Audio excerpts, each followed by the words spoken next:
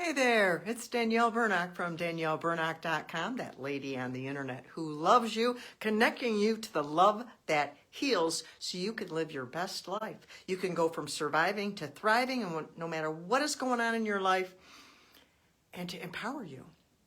I am here to empower you because I love you. Love empowers, love heals. So that's why I'm that lady on the internet who loves you. Today I want to talk to you about you're not powerless. Have you ever felt powerless? I have felt powerless. Feeling powerless feels awful.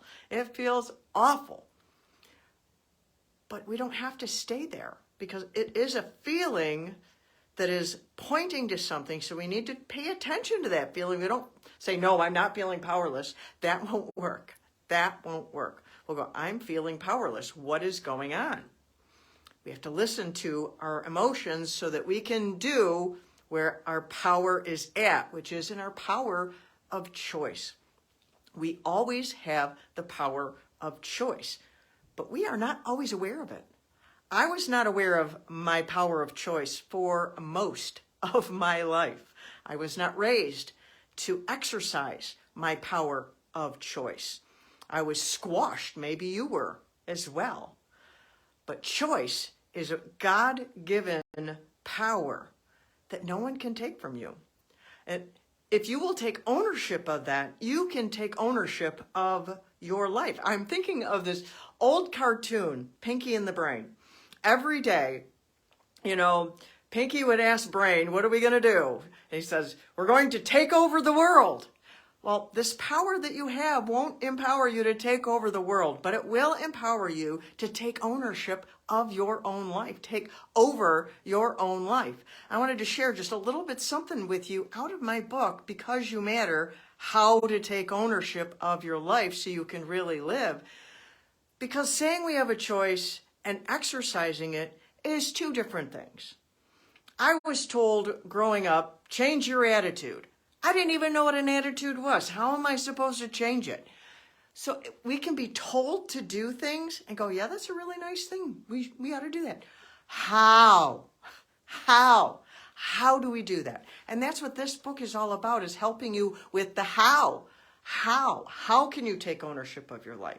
Well, one chapter in here is owning your choices. How do we do that? We need to learn how. Well, this one section, and it's broken into lots of little bitty sections to make it super easy to read. You can keep it in the bathroom if you want to just read it in little bitty chunks, and then chew on it, because we really want to apply this to our life. Own how you choose to respond. There's a quote by Stephen Covey.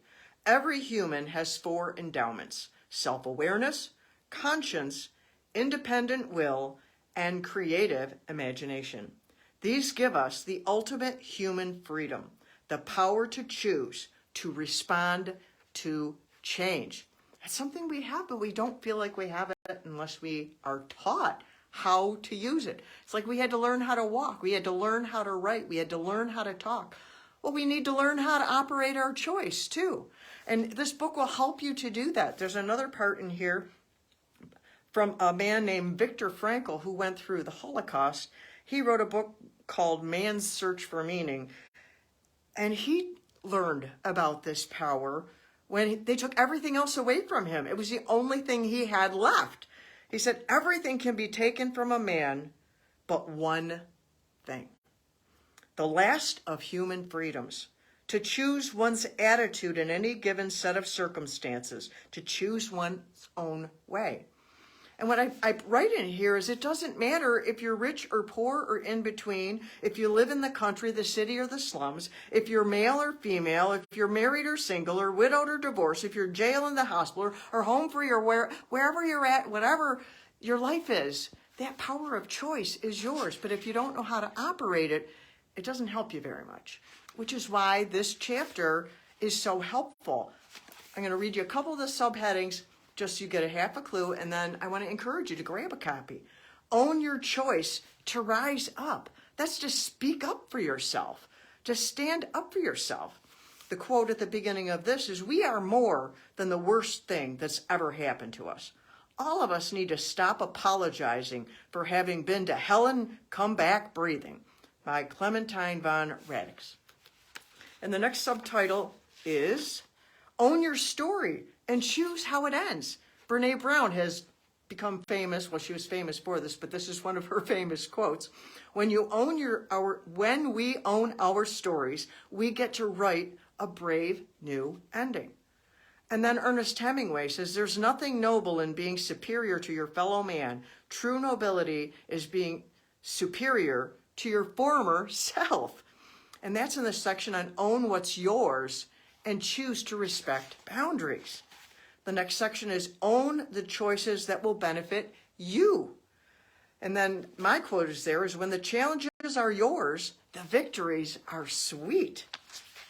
There's a couple of key points. I'll read you those.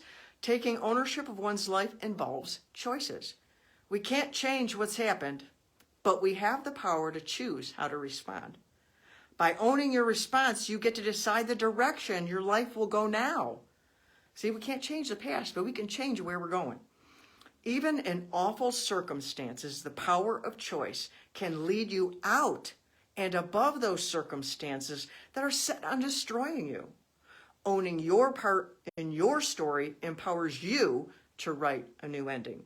Owning what belongs to you prevents you from being critical of others, and willingness is a choice. So there are 12 chapters in this book of owning different parts of your life, and choice is critical for you to be able to own all those other parts, because you have to be able to own your choice and your willingness to take ownership of your mind, of your emotions, of your will, of your pain. Yes, we need to take ownership of our pain because we won't do anything about it if we pretend it's not there. So I want to share that with you and encourage you to take ownership of your choices. If you haven't read Because You Matter, grab a copy now and start living the life God wants you to live.